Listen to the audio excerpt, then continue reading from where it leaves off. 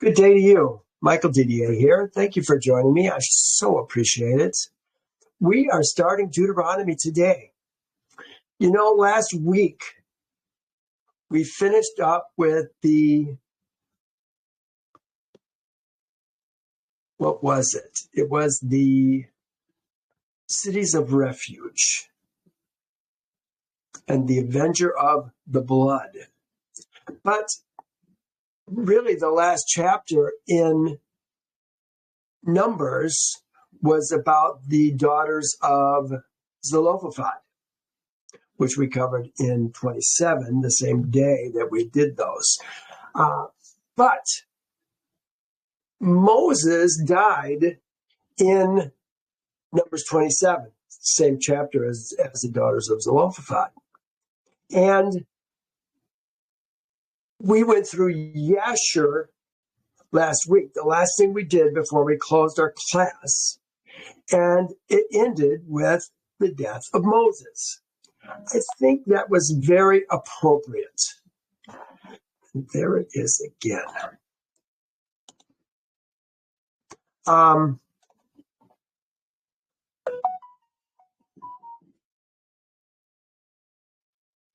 Here we are now starting Deuteronomy.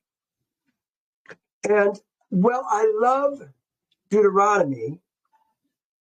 I see a lot of problems with Deuteronomy.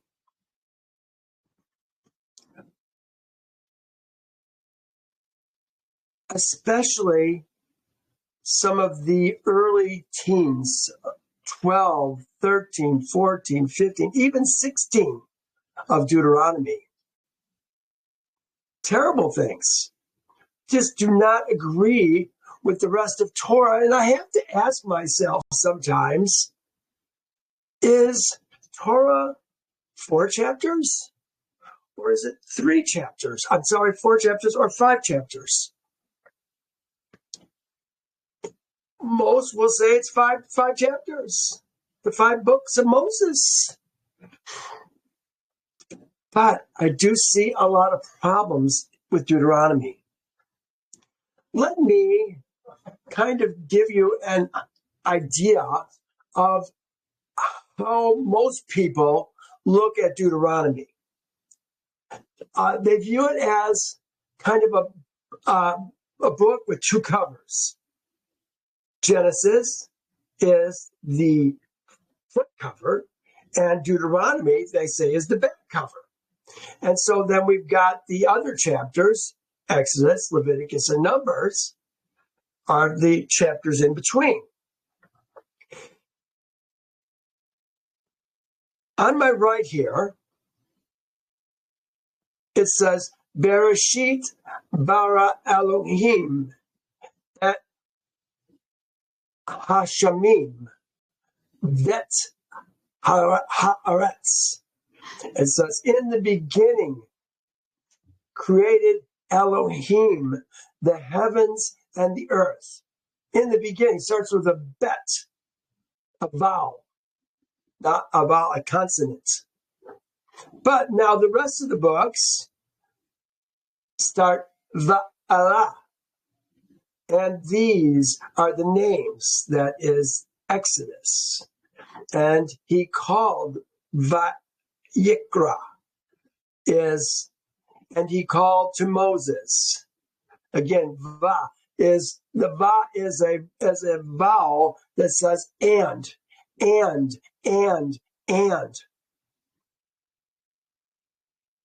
Vayadabar is and spake Moses and spake Yehovah to Moses in the wilderness of Sinai. But when we get down to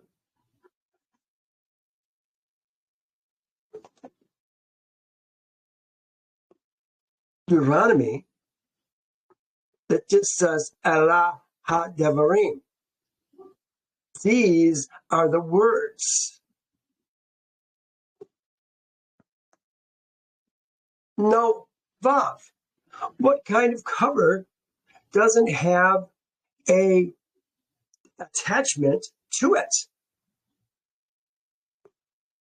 Like I said, Numbers felt to me a lot like an ending of the book.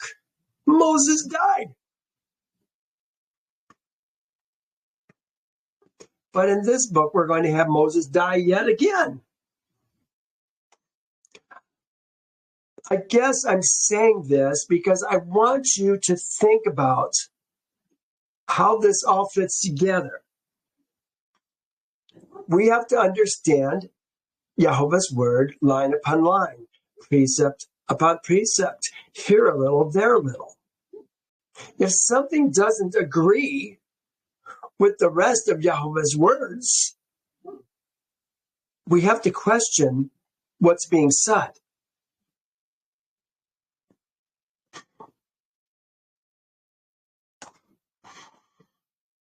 When I was in, do I even have that in here? I may have taken it out.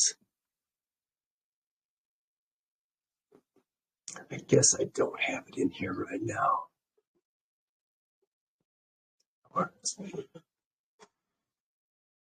Let me move ahead.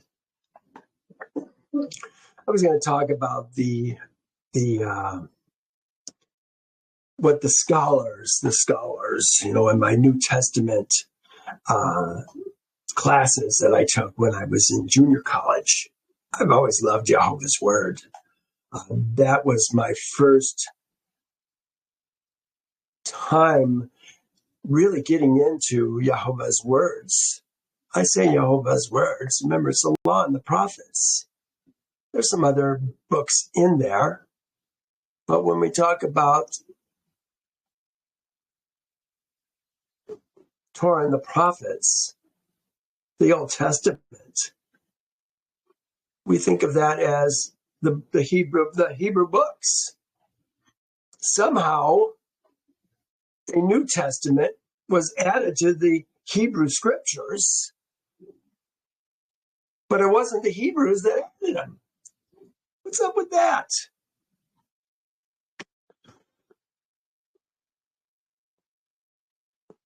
Today, we're starting Deuteronomy. And look at how it begins. It says, these are the words. Even that. I guess you could almost say, even though it doesn't have a vav, if these are the words that we're talking about, all the words that came prior to this chapter, then it would have a natural connection. And I think that today, as we look at what we're going to read here, when he says these are the words, I think what he's talking about is the words that he said from the time we were at Sinai until being at this place today, which says on this side of the Jordan. Oh man, there's so many things to consider here. Let me just read the verse. It says, these are the words which Moses spoke to Israel. Now, when he says these, which words is he talking about? The words that are coming in the future, or the words that have already been said in the past? See, that's where we get some mistakes. When he says these are the words which Moses spoke to all Israel on this side of the Jordan in the wilderness, in the plain opposite Suph, between Paran and Tophel, and Lavan, and Hazeroth, and Di-zahav, Di-zahav. What words are we talking about? For many, I think they're anticipating the words that are going to be said in Deuteronomy. But I think that would be an error to believe that. Let me try to explain. My natural mind, when I read on this side of the Jordan, just on it, this side of the Jordan, without in the wilderness, just on this side of the Jordan, was that we were talking about this place right here. Let me go up here. Right here. Let me zoom in. Let's go to 75. Here we are. We are between, I'm going to go to 50. We are between, whoops, that's the wrong way. I got to go to 100, I guess. We are between here, Abel Shittim and Beth Yeshimot. We're on this plain. It's called the plain of Moab. Why is it called the plain of Moab? It's our plain right now, isn't it? It was the plain of Moab, but it's ours now. But they still refer to it as the plain of Moab. Across from Jericho. Here's Jericho. So when you read this, you tend to think that we're talking about, when he says on this side of the Jordan, that we're talking about a place right here on this side of the Jordan. But I think we make a grave mistake when we think that. Because don't think of it as a place, think of it as a time period.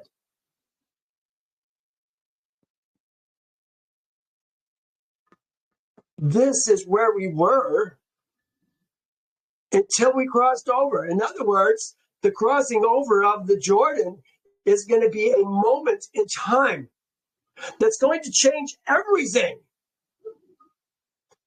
Almost as if we're talking about the Great Flood. The Great Flood changed everything.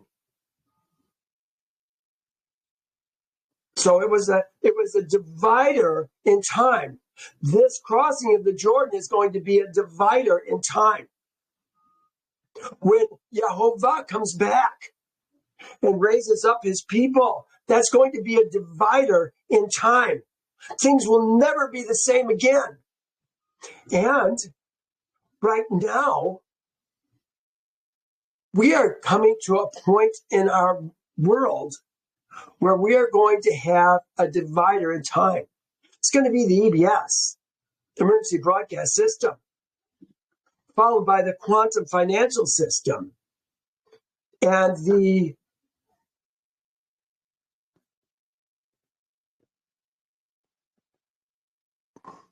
well, let's just stop with the quantum financial system. The Great Reset, a new valuation of our money. Things are going to change, and we're going to think of this time. I think it's going to be the EBS. That's going to be the divider in this, where people wake up. And we're going to be able to talk about things that were in the old world and which is in the new world. Now, that's on a physical basis, not a spiritual basis. Many people will use, oh, well, this is a spiritual warfare and all this, and they got Jesus involved in it. Folks, you're wrong. You've learned lies. You've followed the doctrines and traditions of men, and you're simply just wrong. You're going to see that this golden calf that everybody wants to worship and love and think that somehow that makes them Israel is all a lie. You are not Israel unless you leave the kingdom of your birth, join yourself to Yehovah's people, circumcise yourself. I'm talking to men, not talking to ladies, and eat the Passover. Then you become an Ezra man. That's the spiritual birth into a spiritual kingdom. In a sense, you could talk about that Passover that we had in Egypt as another dividing period. like the crossing that we're about to do from one place into another place. We're on the other side of the Jordan still. It's not going to be until the 10th day of the first month of the 41st year that we're going to cross the Jordan, circumcise all our men, and have Passover. Then there's going to be a great shaking, and Jericho is going to fall. Almost like there's going to be a great shaking when Yehovah returns. I think that's probably going to be after another Passover in the future. Yehovah will return in the clouds. He'll be surrounded by clouds. He's always surrounded by clouds.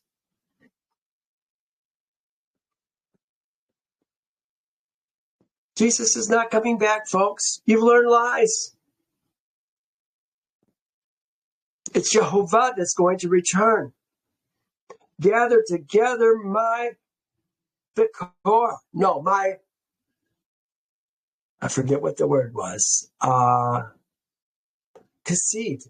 Gather together my Kasid, my kind, those who cut covenant with me by slaughter. He's talking about Ezra men, spiritually born men, his kind, his son, who kept Passover,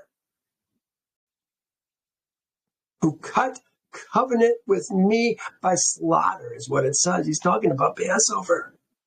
That's the only way you become Yehovah's son. That's the only way you become Israel. It's not about blood. It's about spirit. But now, back to where we were. These are the words which Moses spoke to all Israel on this side of the Jordan. On this side of the Jordan. All the words. Since what's the first thing he says? In the wilderness of Sinai. In the plain opposite the Suph, the Red Sea. Then it says between Paran and Tophel and Lavan and Hazeroth and Di-zahav. These are all places that we've been.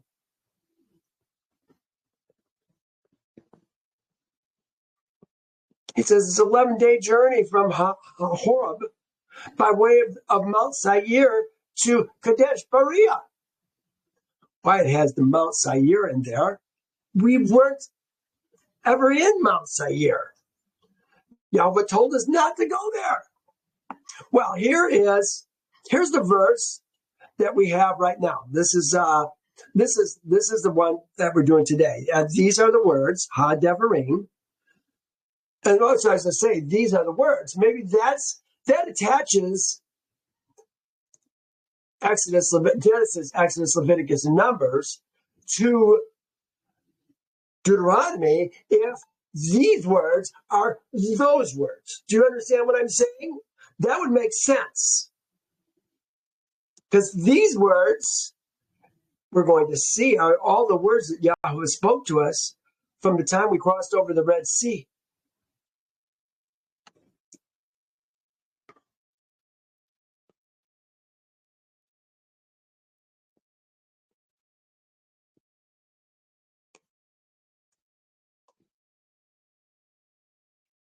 We did not leave Sinai until the 20th day. Here it is right here.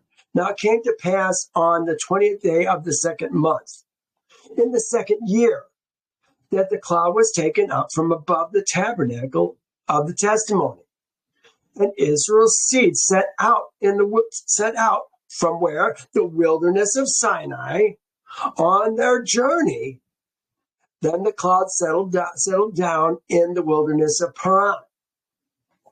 There's Sinai, Paran. Here we have Sinai, wilderness of Sinai, on the Suph, opposite the Suph, the Red Sea, between Paran. And then he lists the other places that we've been.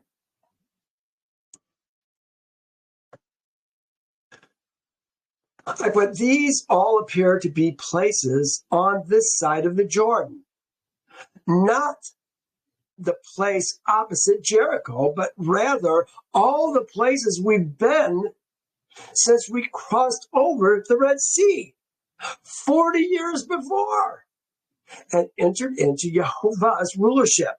This is what we're talking about. These are all the places that we've been. It's not a place, it's really a time period that we're talking about. We're living in the time period after the flood.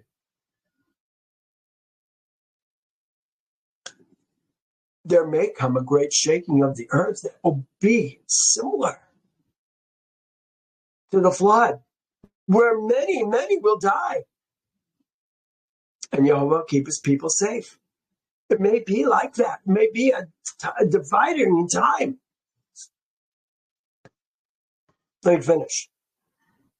But rather places we've been since we crossed over the Red Sea 40 years before and entered into Yehovah's rulership. These seem to be places where Moses received the words of Yehovah and gave them to Yehovah's seed, Israel, his Ezra men. This is also an overview statement. From this chapter, Deuteronomy 1, we're going to cover kind of the first 40 years in the wilderness. Then the second chapter, we're going to have, how did I put that? Let me just look here. Down here. Beginning of the 40 years and the ending of the 40 years. That's how I divided it.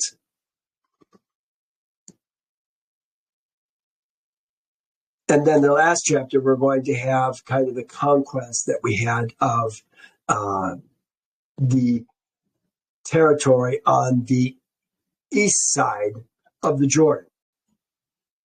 So it's all history. This is all history. Again, it's a time period that we're codifying into this word.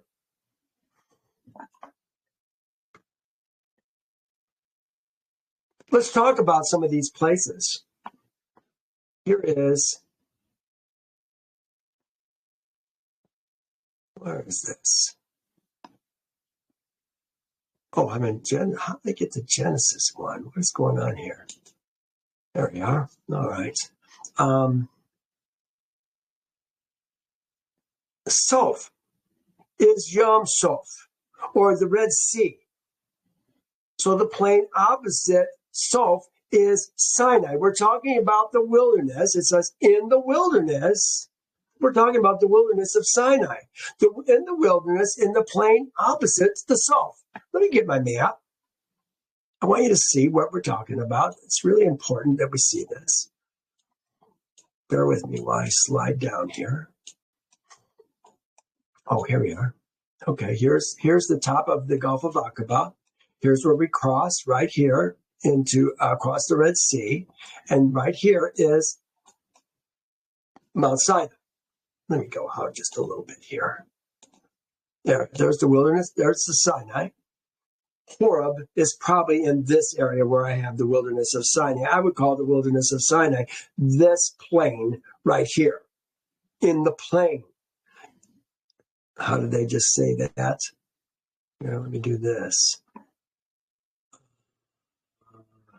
I guess I gotta do it from the top. There we go. Come on, Michael. Okay. Let's see if we can make this map work for us a little bit better. What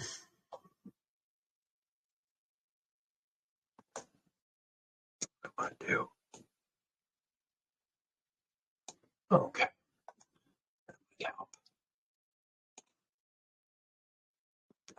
Help. Okay. Sorry, folks.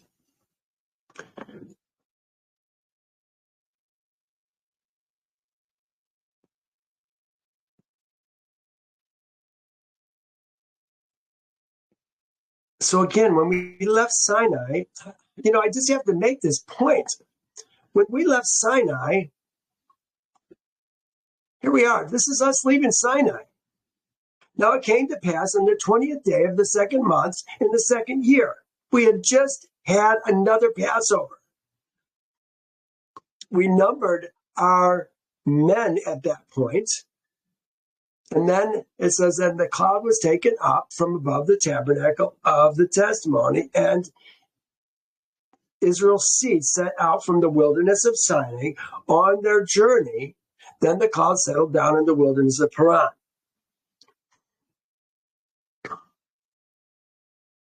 That's us leaving.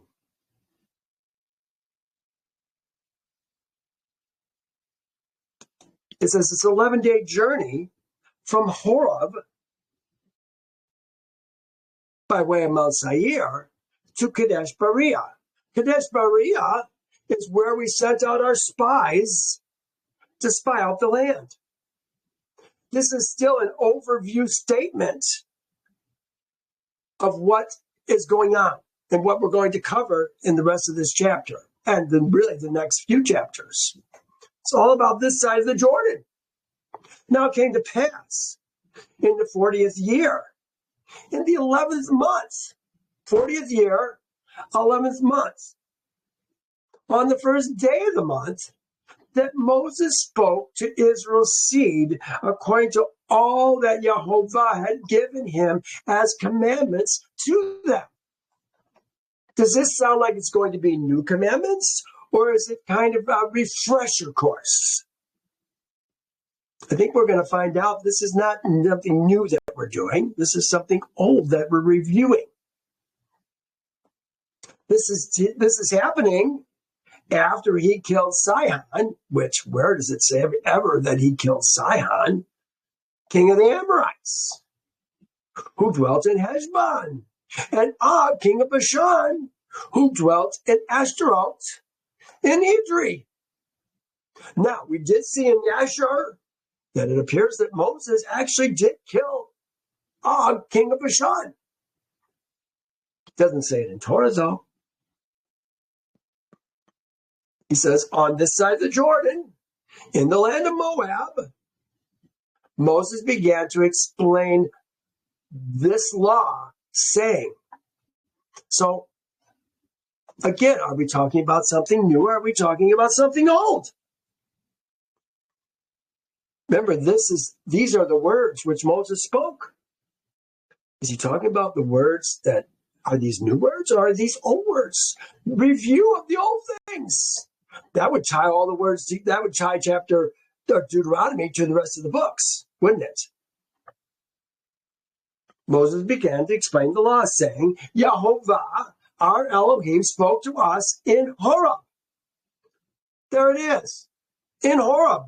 Think of Horeb, we're talking about what? We're talking about on the plain of Sinai. We're talking about the words that the Ezra men got physically. They heard the words of the Elohim on the mountain.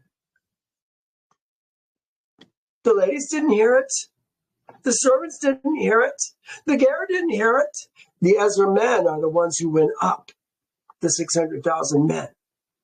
They heard the words. And it's those words that when Moses was told something by Yehovah, that he came and told back to Israel's seed what falsely says the children of Israel. We know them as Ezra men. Let me continue. Yehovah, our Elohim, verse 6, spoke to us in Horeb, saying, you have dwelt long enough at this mountain. Turn, take your journey, and go to the mountains of the Amorites, to all the neighboring places in the plain, in the mountains and in the lowlands, in the south and on the seacoast, to the land of the Canaanites and to Lebanon. as far as the great river Euphrates. This is what we were supposed to do. This is what he told us to do. When we left on the 20th day of the second month of the second year, which I've read to you several times. But what happened? We didn't do it. He goes on. See, you know what? I had something here I wanted to talk about. Actually, several notes relating to the 40th year of this 11th month. This is when Moses is speaking to Israel's seed. If he's talking beginning the first day of the 11th month of the 40th year,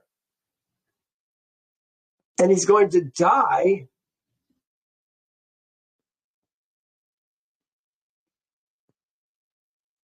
basically at the 40th year. Well, no, I should say the 12th month. But let me just read it. This is several places where we're talking about Moses dying. Use your discernment. Use your mind.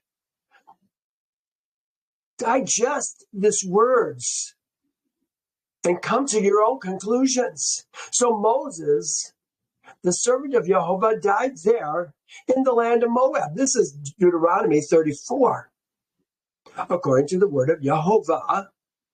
And he buried him in the valley of the land of Moab, opposite Beth Peor, but no one knows his grave to this day.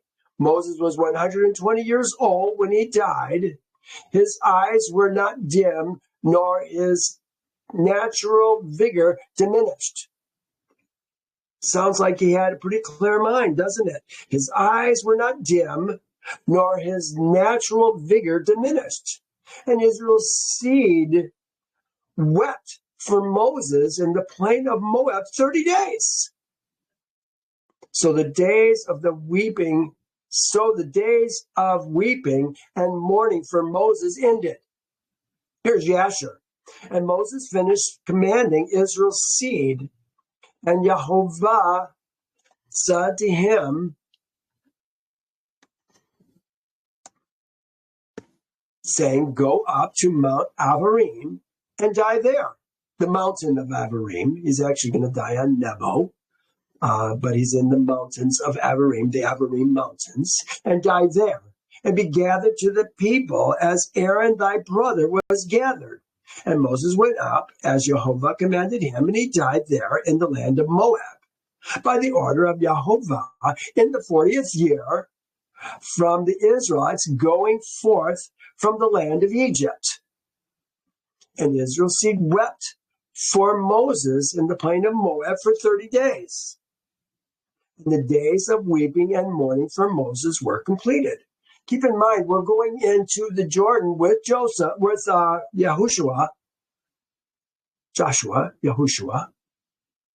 on the 10th day of the first month of the 41st year. Now, it was in Numbers 27 and Yasher 87, right after our war with Midian, that Yehovah told Moses that he would die. And he inaugurated Yehoshua, to lead Israel, and then says these words. And Moses called the Israel's seed and said to them, you have seen all the good which Yehovah your Elohim has done for you in the wilderness. In the wilderness. What's the wilderness? It's where we've been for 40 years. Now, therefore, observe all the words of this law, and walk in the way of Yehovah your Elohim.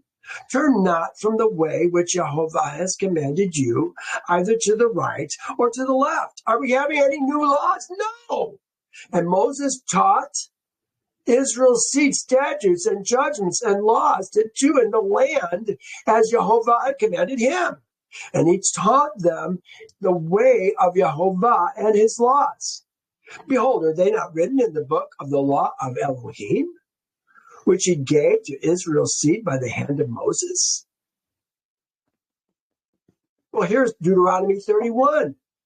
We just read here in Deuteronomy 34, his eyes were not dim, nor his vigor diminished. Now here's 31. Then Moses went and spoke these words to Israel's seed. And he said to them, I am 120 years old today. We hear this word today all the time in Torah. What is today? I can no longer go out or come in. I can no longer come out or come in. Does that sound like a man who his eyes were not dim nor his natural vigor diminished? Unless when he says he can no longer come out and come in, as he's talking about leading us as he has been all these last 40 years. Also, Yehovah said to me, you shall not cross over the Jordan. Maybe that's what he means. Here's 32. Then Yehovah spoke to Moses that very same day, today, saying, go up to the mountains of Avarim, Mount Nebo. So this is the Avarim mountains, specifically Mount Nebo, which is in the land of Moab across from Jericho, view the land of Canaan, which I gave to Israel's seed as a possession, and die on the mountain which you ascend, and be gathered to your people, just as Moses, your brother, died on the mountain, on Mount Hor, and was gathered to his people. So, here's some questions. Deuteronomy could only have been written in the 11th month of the 40th year. Why do I say that? Because they mourned for him a full year. That would have been the 12th month. They mourned for him the whole year. He's doing it on the first day of the 11th month. So this has to be written in 1 month period. Could it have been 1 day period? Was Moses' mind beginning to fail? I kind of feel like maybe he was. Was he a little bit addled? Some of the things we're going to hear him say is contrary to what we learned in Exodus, Leviticus, and Numbers. What's up with that? Is Deuteronomy really written by Moses? That's the story we've been taught. I wonder. I know the New Testament wasn't put onto the scriptures by the Hebrews. It was done by the Catholic Church. There's no golden path. You want to become Israel? I already told you how to become Israel. You got to leave the kingdom of your birth, join yourself to Yehovah's people, circumcise yourself, and eat the Passover. That's how you become Israel. And that's for man. So who wrote this? Could it be an addition to Yehovah's words? These are just questions I have. Is there anything in it that says, speak to Israel's seed and say to them, or thus says Yehovah? Haven't found it. But let's look. Let's watch. See what we see. Again, there are many things in Deuteronomy that I really like. There are lots of things that I really like. But that said, there are many things that are outright contrary to Yehovah's actual words in Exodus, Leviticus, and Numbers. Let's keep our eyes open. So here we were at 10. We were supposed to take all this land. When we left on the 20th day, 2nd month, 2nd year, this is what he told us we were going to be doing. Turn and take your journey and go to the mountains of the Amorites. Canaan, that's what he's talking about. To the neighboring places in the plain, in the mountains and in the lowlands, in the south and the seacoast, to the land of the Canaanites and Lebanon, as far as the great river Euphrates. We never did it. See, I've set the land before you, Go and possess the land which Yehovah swore to your fathers, to Abraham, Isaac, and Jacob, to give them and their seed, their sons, their seed. Let's see what it says. It says to their seed, to them and to their seed. There's Zerah. There's Zerah. To them and to their seed. Talking about men. We're always talking about men. Ladies do not own land. And I spoke to you at that time, saying, I alone am not able to bear you. Now, we are actually going backwards in time. We are just now talking about leaving Sinai and heading towards Paran, ultimately to Kadesh Barnea, where we're going to send out the 12 spies. But we're backtracking right now, because look what it says here. I spoke to you at that time, saying, I alone am not able to bear you. And Yehovah, your Elohim, has multiplied you. And here you are today as the stars of heaven in number. 600,000 men is how many people we had when we left Egypt. And we're talking right now about when we're leaving Egypt. This is just before we started getting the manna in the wilderness. Look what it says. We're jumping back and forth. What's up with that? And Yehovah, your Elohim, has multiplied you, and here you are today as the stars of heaven in multitude, 600,000 men at this time, right after we came out of Egypt. It says, may Yehovah, Elohim of your fathers Elohim, may Yehovah, your father's Elohim, make you 1,000 times more numerous than you are now, and bless you as he promised you. 1,000 times, that would make 600,000 Ezra men. How can I alone bear your problems and your burdens and your complaints? Look what it says. Choose wise, understanding, and knowledgeable men from among your tribes, and I will make them heads over you. They said men. They put Enoshim. This says Enoshim. But the word they use is Enosh.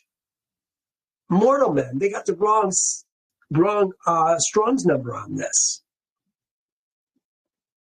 This says Enoshim. It's the plural form of Ish. And Roshim, I will make them heads over you. This period of time is what we're talking about in Exodus 18. Oh, I guess it was just after we started the manna in the wilderness. Look what it says. And Moses said to his father-in-law, because the people came to me to inquire of Elohim, when they have difficulty, they come to me, and I judge between one and another and make known the statutes of Elohim and his laws. So Moses' father said to him, the thing which you do is not good.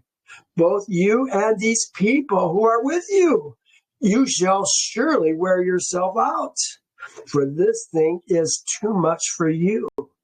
You are not able to perform it by yourself. Listen to my voice, and I will give you counsel, and Yehovah will be with you.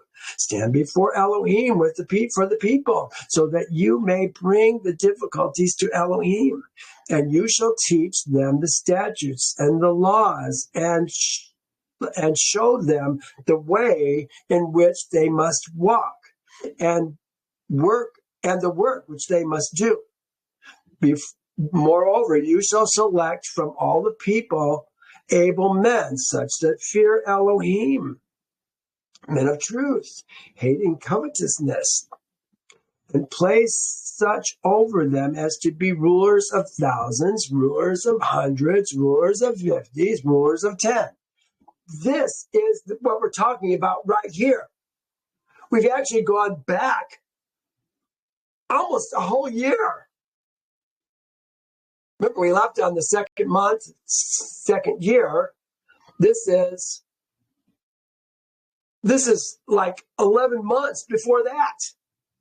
So we're jumping all over the place. It says, and you answered me and said, the thing which you have told us to do is good. So I took the heads of the tribes, wise and knowledgeable men, and made them the heads over you, leaders of thousands, leaders of hundreds, leaders of 50s, leaders of tens, and officers for your tribes. And I commanded your judges, here they are, I'm going to read it on the right. I commanded your judges, Shaphakim, at that time, saying, hear, Shema, remember, hear and obey. Hear the cases between your brethren,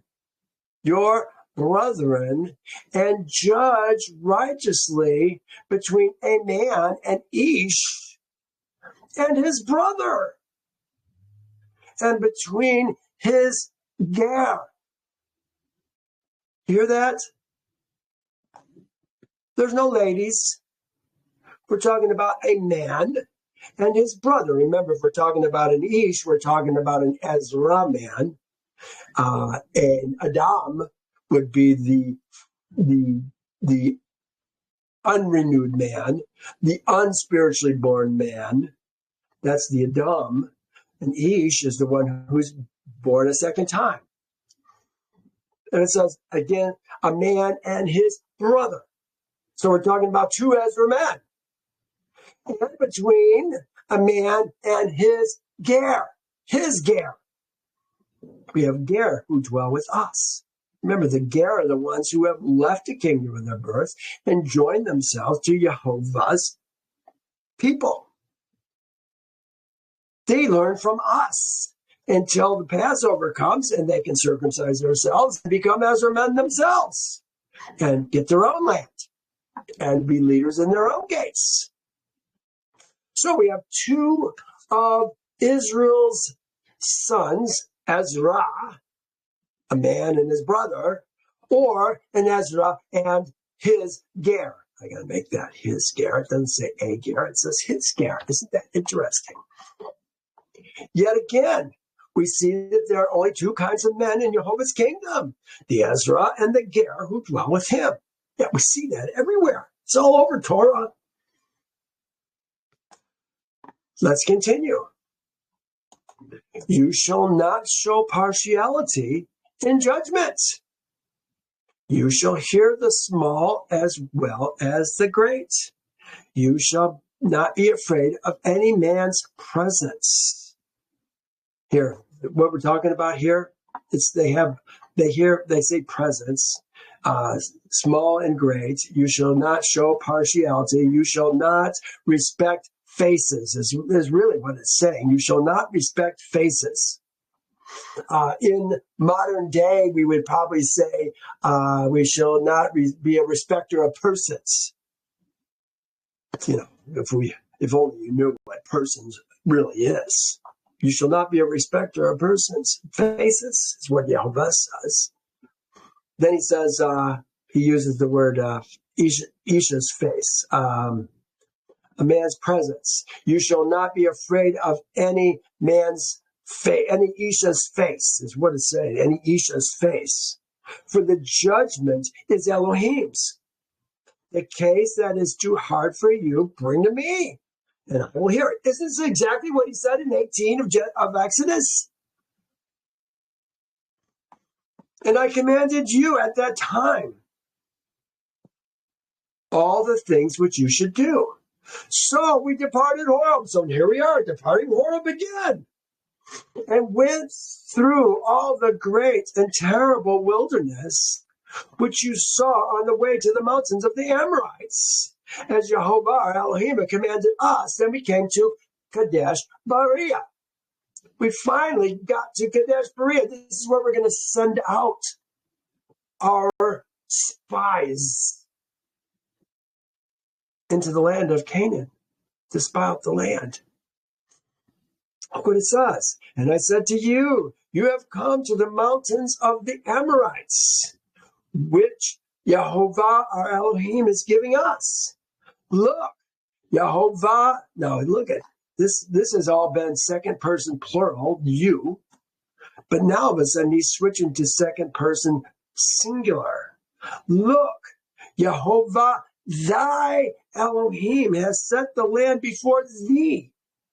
Go up and possess it, as Yehovah, your father's Elohim, has spoken to thee. Do not fear or be discouraged.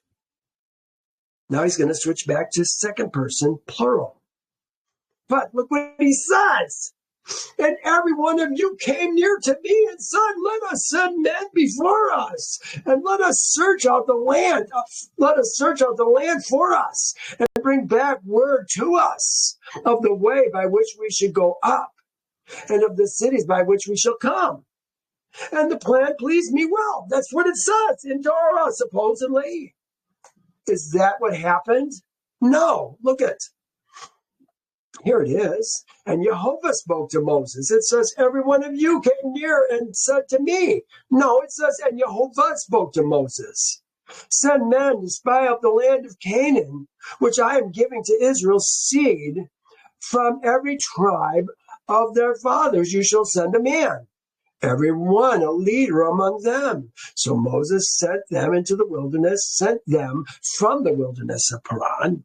It really wasn't. They were in the wilderness of sin, according to the command of Yehovah, all of them men who were heads of Israel's seed. But this whole verse is not true. It was Yehovah who told Moses to send out the 12 men. This is confirmed in both Numbers and Yasher. In Yasher, search for the phrase 34 at this time. Let me just show it to you. Because, this is important. Again, I told you there's problems in Deuteronomy. You already are seeing how we're jumping back and forth. Now, let me just open this. It won't take long. Here is this wire. And go to my recent files. Here we are. I'm going to search for, at that time, told you it wouldn't take long. Here we are. At that time, Yehovah spoke to Moses. There he is. Yehovah spoke to Moses. It wasn't Israel that spoke to Moses. Yehovah spoke to Moses and said, send out 12 men from Israel's seed, one man to the tribe to go and explore the land of Canaan. And Moses sent 12 men and they came. Okay. So there it is. It's wrong. So I took 12 of your men, one man from each tribe. That's true. And they departed and went into the mountains and came to the valley of Eshcol and spied it out. Eshcol seems to have something to do with grapes. Brother of Mamre. Okay, that's not what we're talking about. Here, valley or brook, so-called in the south of Judah, and perhaps took its name from the cluster of grapes. It means cluster. There it is, Eshcol cluster. So I don't know where. I can't find a valley of Eshcol. But they spied out the land, was what they were doing. They also took some of the fruit of the land in their hands and brought it down to us, and they brought back word to us. It is a good land which Yehovah our Elohim is giving us. Nevertheless, you would not go, but rebelled against the command of your Elohim. Look at this. It says, and you complained in your tents and said, because Yehovah hates us, he has brought us out of the land of Egypt to deliver us into the hands of the Amorites and to destroy us. Remember what they said You brought us out to kill our sons, kill our sons and our daughters. And it was actually their sons that are actually going to be the ones who were going to take the land. Complained in your tents. Look at all the men, the rulers of their families, were sowing discord into their own families, in their own tents. Any wonder why Yehovah had to destroy them? What a faithless crew. I mean, these are the men. Think of it. They saw the 10 plagues in Egypt. They saw what happened at Passover. They saw themselves be delivered from Pharaoh. They crossed the Red Sea. The water split. Pharaoh's men drowned in the sea. They were provided with manna for years. They saw the rock split in half and water come out and feed them, water them for a whole year. They saw all these miracles, and still there's such an unbelieving lot. They're complaining in their tents. 28 says, where can we go up? Our brethren have discouraged our hearts, saying, the people are greater and taller than we. The cities are great and fortified up to heavens. Moreover, we have seen Anakim's seed there. Anakim's seed. B'nai Anakim. Here it is. B'nai Anakim. They're giants in the land. You know, we have giants in our land that everybody's afraid of. CIA, FBI, FEMA, DOJ, more. There's giants in the land. Yehovah's not able. I think Yehovah is able. 29. Then I said to you, do not be terrified or afraid of them. Yehovah, your Elohim, who goes before you, he will fight for you according to all he did for you in Egypt before your eyes. There it is. Look at what he did for us in Egypt and in the wilderness where you saw how Yehovah, your Elohim, carried you as a man carries his son. Israel is Yehovah's son. What did he say to Pharaoh? Let my son, my Bekor, Israel, go, that he may serve me.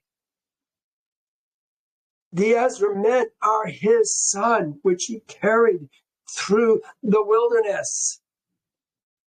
In all the ways that you went until you came to this place. This place must be that place across from Jericho.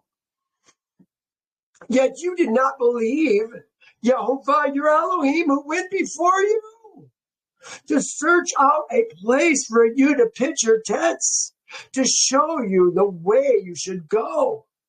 In fire by night and in cloud by day. Remember, the fire and the cloud always went ahead of Israel. When it stopped, they stopped. Yehovah led us through the wilderness as a man carries his son. He provided for us. And Yehovah heard the sound of these words, of your words, and was angry and took an oath, saying, what words did he say? He said he's going to kill us and all our families.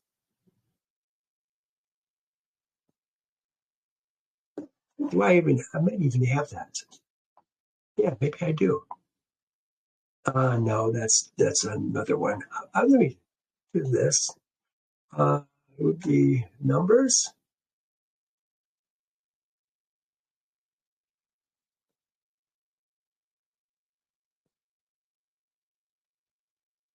Well, this is what it's happened. Yeah, this is the place. Let me just go here. I think it's actually before this. Let me show this. Yeah.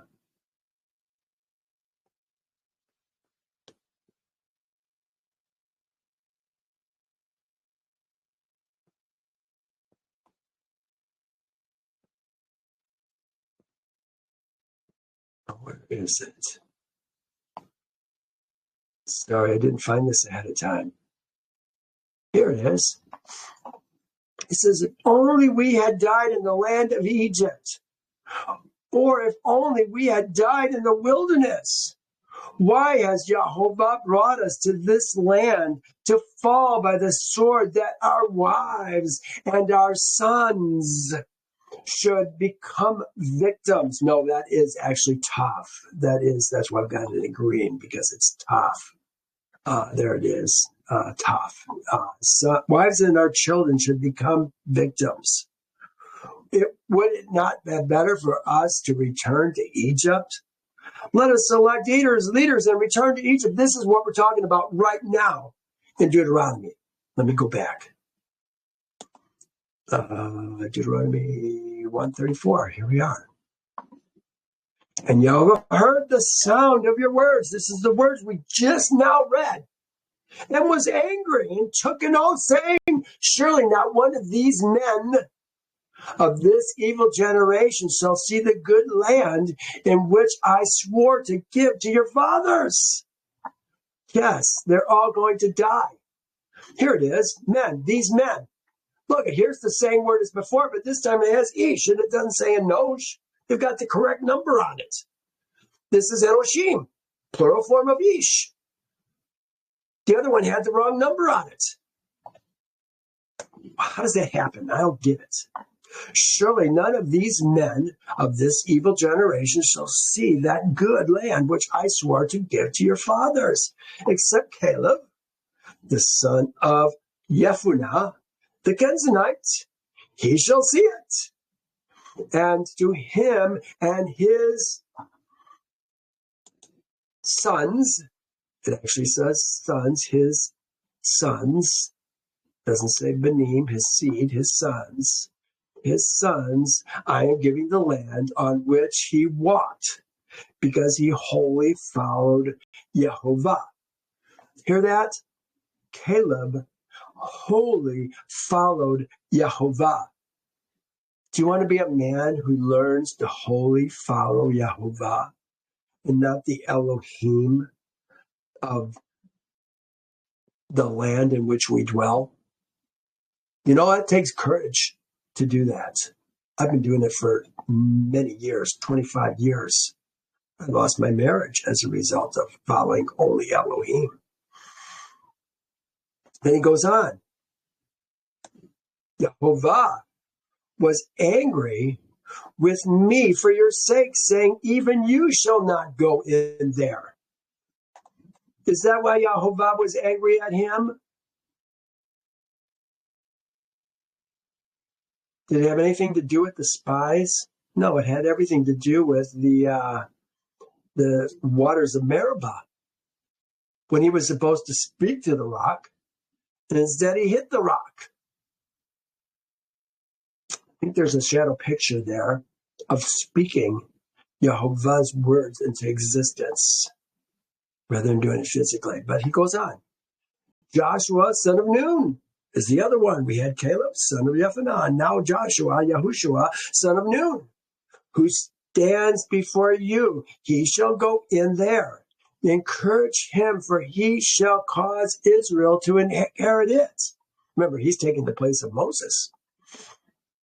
Moreover, your little ones. Oh, I'm so glad I looked that up.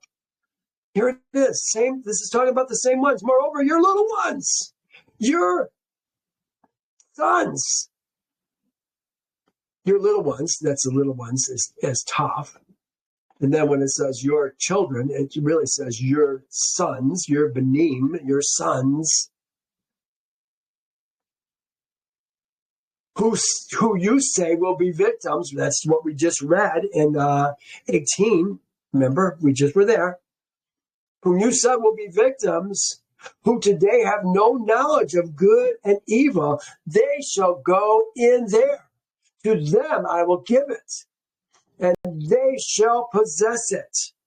But as for you, turn and take your journey into the wilderness by the way of the Red Sea. We're going back to the Red Sea, back towards Sinai, perhaps. But we didn't do it. What did we do? Oh, no, we'll go. It's too late. We were going to go up and fight into the mountains. We're going to go by ourselves. But look what has happened. Then you answered and said to me, we have sinned against Yehovah. Yeah, you had. We will go up and fight just as Yehovah, our Elohim, commanded us. And when every one of you had girded on his weapons of war, you were ready to go up into the mountain. Now, that's what you should have done the first time, but you didn't. So Yehovah said, no, you're going back into the wilderness. You're not going to inherit the land. Oh, but we want to inherit the land. Tough, you blew it. And Yehovah said to me, tell them, do not go up nor fight, for I am not among you, lest you be defeated before your enemies. So I spoke to you, yet you would not listen, but rebelled against the command of Yehovah and presumptuously went up into the mountains. They got their butt kicked. And the Amorites who dwelt in the mountains came out against you and chased you as bees do, and drove you back to Seir, to Hormah. Seir to Hormah? No, they drove them back to Hormah. There was no Seir involved in it that day. Again, it's wrong. Here, I might even have it. Yeah, here it is. Seir. We did not fight in Seir. We fought with the king of Arad. Here we are. I'll show you. We're up here.